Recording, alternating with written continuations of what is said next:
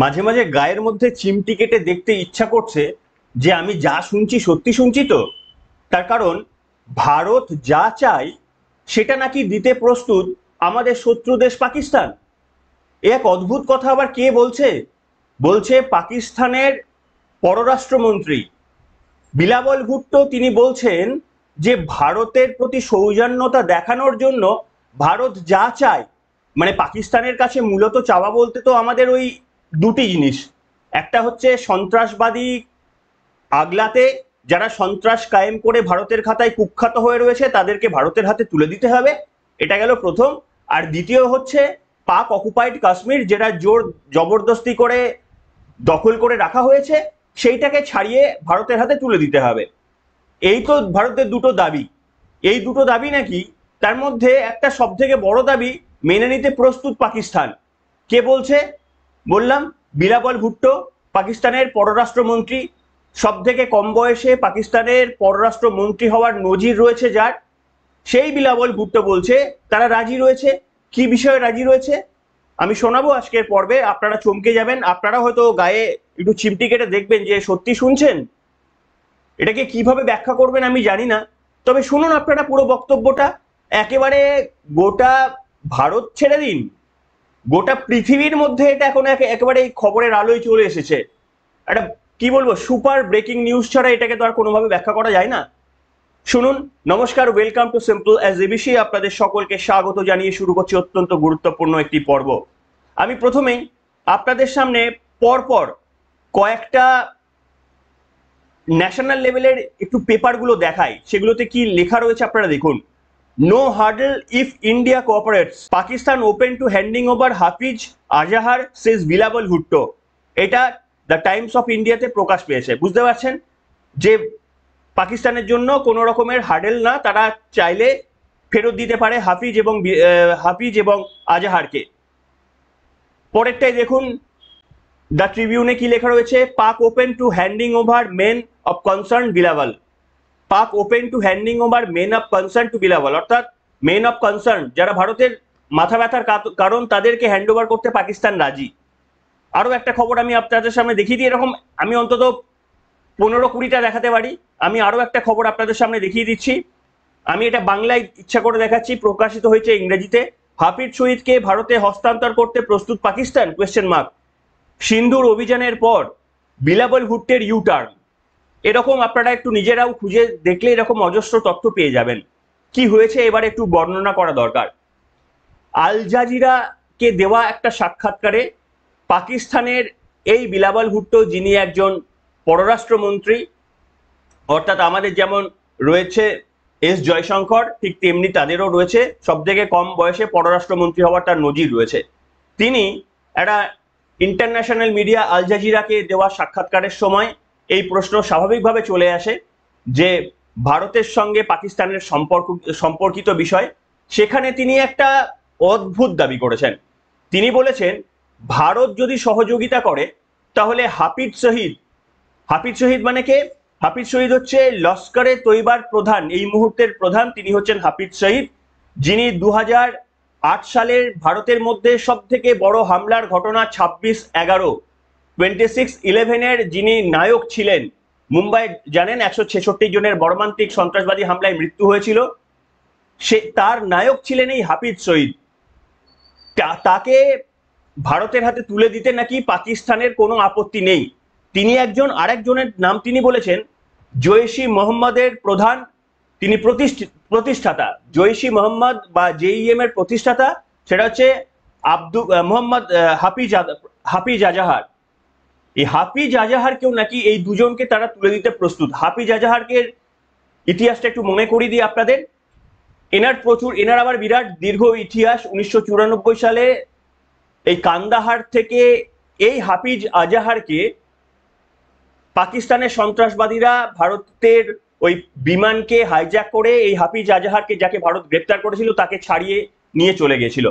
এবং তারপর থেকেই পার্লামেন্টে অ্যাটাকের পর উড়ি, পাঠানকোট এরকম প্রচুর হামলার তিনি মানে সন্ত্রাসবাদীদের একেবারেই ফ্রন্ট ফুট থেকে নেতৃত্ব দিয়েছিলেন। এই দুজনকে নাকি পাকিস্তান ভারতের হাতে ফিরিয়ে দেবে। কে বলছে?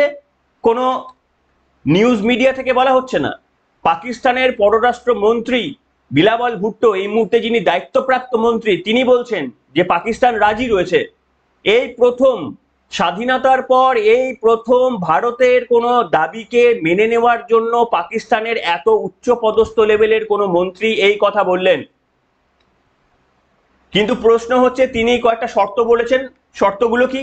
তিনি বলছেন যে ভারত যদি সহযোগিতা করে, ভারত কিভাবে সহযোগিতা করতে পারে, তার কথা অনুযায়ী যে পাকিস্তানের আদালতে এই যে সন্ত্রাসবাদীদের যে বিভিন্ন ক্ষেত্রে মামলা চলছে, বিশেষত সন্ত্রাসবাদীদের অর্থ দেওয়ার প্রসঙ্গে যে মামলাগুলি চলছে, সেই অর্থায়ন মামলাগুলিতে এবং এই যে 2008-এ 26/11 ঘটনা বা অন্যান্য ঘটনার জন্য এই হাফিজ শহীদের বিরুদ্ধে ভারত যদি প্রমাণ দিতে পারে, তথ্য প্রমাণ যদি ভারত দেয়, দিয়ে যদি পাকিস্তানের আদালতকে সহযোগিতা করে এবং যারা সাক্ষী রয়েছে ভারতের, সেই সাক্ষীরা যদি পাকিস্তানের আদালতে গিয়ে সাক্ষ্য দান করে, তাহলে খুব কাজটা নাকি সরল হয়ে যায়। পাকিস্তান নাকি এই সৈয়দ হাফিজকে ফিরিয়ে দিতেও রাজি রয়েছে, এমনটাই মনে করছে এই বিলাওয়াল ভুট্টো। ভাবতে পারেন। তবে ভারতের তরফ থেকে পরিষ্কারভাবে এর আগেও বলা হয়েছে আর এখনো বলা হয়েছে যে 26/11 মতো সব থেকে বড় ভারতের বুকে হামলার ঘটনা কংগ্রেসের আমলে, এই হামলার ঘটনার পর থেকে ভারত পাকিস্তানের সরকারের সহযোগিতা চেয়ে কমপক্ষে 100টি ডসিওর পাঠিয়েছিল। 100টি ডসিওর পাঠিয়ে সেখানে বিভিন্ন প্রমাণ সাক্ষ্য তুলে দিয়ে ভারত দাবি করেছিল এই কুখ্যাত সন্ত্রাসবাদীকে ভারতের মাটিতে ফিরিয়ে দেওয়ার জন্য। পাকিস্তান তাতে কর্ণপাত করেনি। আর আজকে কি ঘটলো যে ইউটার্ন করে নিল, আমি আপনাদের সামনে বলবো। এই যে লস্কর-ই-তয়বার যে প্রধান সৈয়দ হাফিজ, 26/11 যিনি মাস্টার মাইন্ড, তিনি পাকিস্তানের আদালতে তার বিচার হয়েছে, তিনি 33 বছরের জেলের সাজা পেয়েছেন। একটু ভালো করে শুনবেন, তিনি 33 বছরের জেলের সাজা পেয়েছেন। অথচ সমস্ত news media, international news media, এমনকি স্যাটেলাইট ইমেজ এটা প্রমাণ করে যে তিনি প্রকাশ্যে ঘুরে বেড়ান। সম্ভবত লাহোরে রয়েছেন তিনি, প্রকাশ্যে ঘুরে বেড়ান। তার বিভিন্ন রকমের সহচরীদের এবং বডিগার্ডদের নিয়ে তিনি বহাল তবিয়তে রয়েছে, কোনো জেলের মধ্যে নেই। তিনি এখনো প্ররোচনামূলক কথাবার্তা বলেন, মিছিল মিটিং করেন, সেখান থেকে মানুষদের সন্ত্রাসবাদীমূলক কথাবার্তা, ভারত বিরোধীমূলক কথাবার্তা এখনো তিনি বলেন। পাকিস্তান দাবি করছে ইনি নাকি 33 বছরের সাজা কাটছে। বুঝতে পারছেন, এই পাকিস্তানকে নাকি আমরা বিশ্বাস করব। আর একজন হচ্ছে, একে অলরেডি ভারত গ্রেপ্তার করেছিল, কিন্তু 1994 সালের সময় কান্দাহারে প্লেন হাইজ্যাক করে পাকিস্তানের সন্ত্রাসবাদীরা একে ছাড়িয়ে নিয়ে চলে যায়। বিলাওয়াল ভুট্টোর দাবি এ নাকি এখন আফগানিস্তানে রয়েছে, পাকিস্তানের মাটিতে নেই। এবং তিনি বলছেন যদি ভারত চায়, যে ভারত যদি পাকিস্তানকে সাহায্য করে, তাহলে এই দুজনকে ফিরিয়ে দেওয়া যাবে। এবার বলুন এইরকম ইউটার্ন কি হলো, কেন হলো?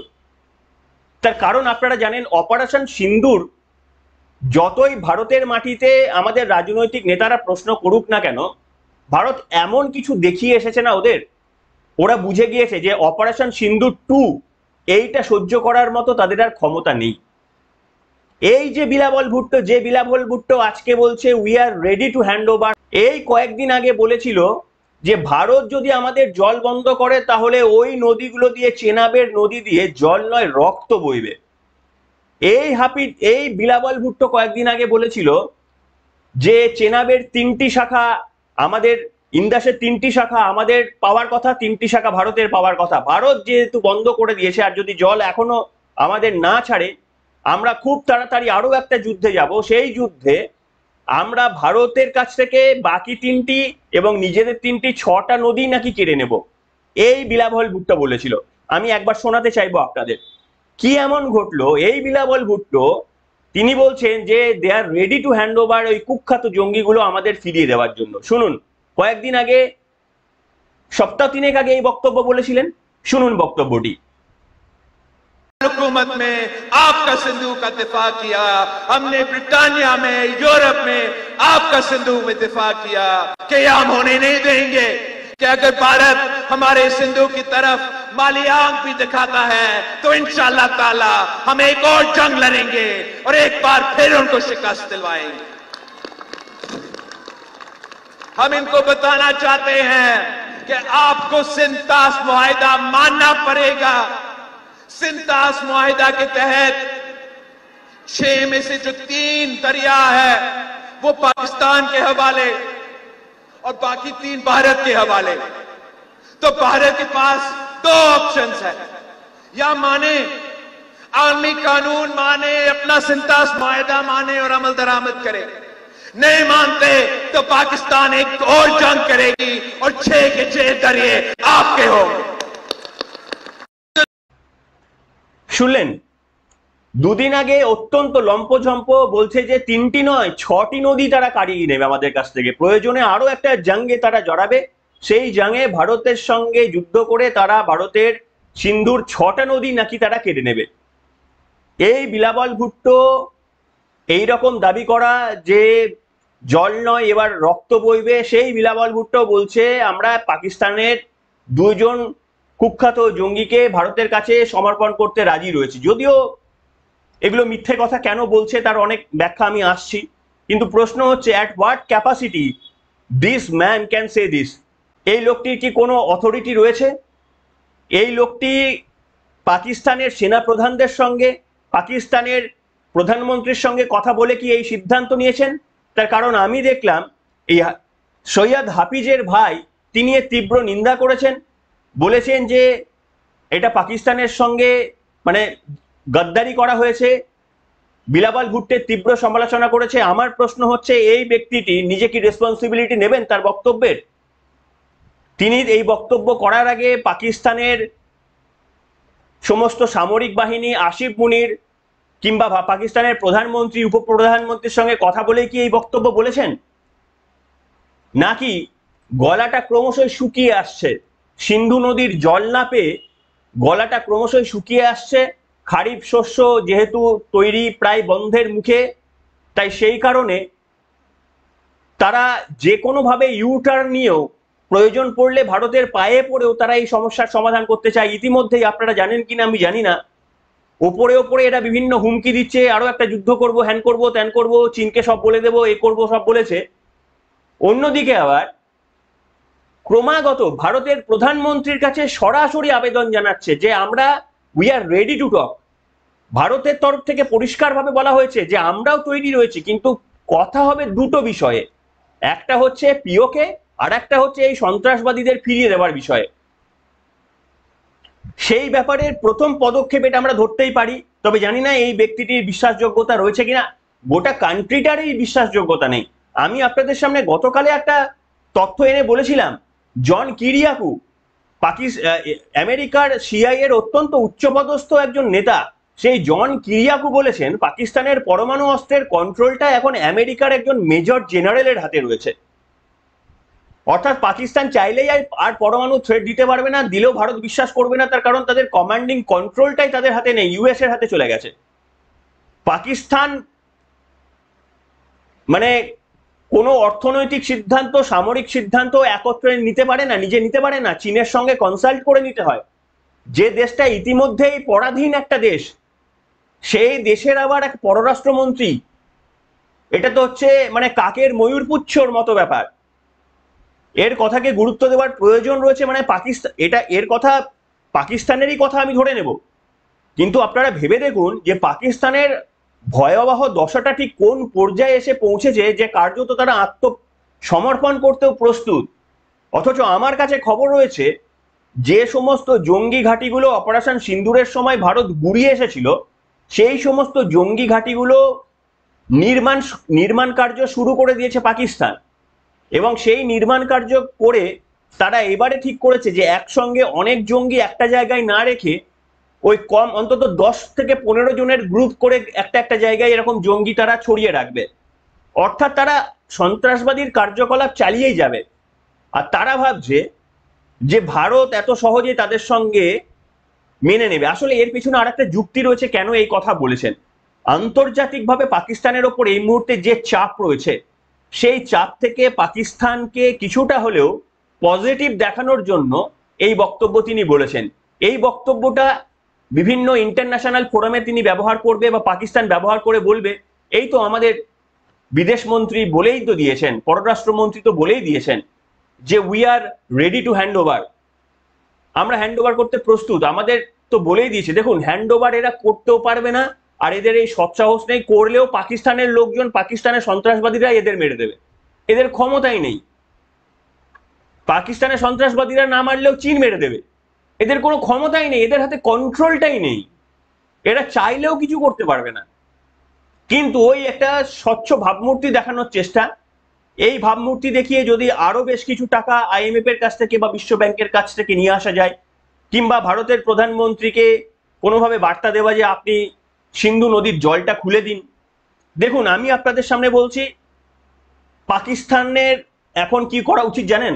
পাকিস্তানের উচিত যে আরো একটা নির্বাচন পর্যন্ত অপেক্ষা করা এবং রাহুল গান্ধী যাতে প্রধানমন্ত্রী হয় তার জন্য তাদের আল্লাহর কাছে প্রার্থনা করা। এই কাজটা যদি তারা খুব ভালোভাবে করতে পারেন, তাহলেই একমাত্র তাদের এই সমস্ত যে সমস্যাগুলো রয়েছে সেই সমস্যার সমাধান হবে। কিংবা ইন্ডি জোটের কোনো প্রতিনিধি বা প্রধানমন্ত্রী যদি ভারতের ক্ষমতায় কোনোদিন আসে, সেটা ভারতবাসীর জন্য চূড়ান্ত দুর্ভোগের হবে, কিন্তু সেই দিনই হবে তাদের এই সমস্ত কথার কোনো ফল যদি পায়, তারা সেই দিন পাবে, তার আগে তাদের পাওয়া সম্ভব নয়, তার কারণ ভারতের তরফ থেকে স্পষ্টভাবে বলে দেওয়া হয়েছে।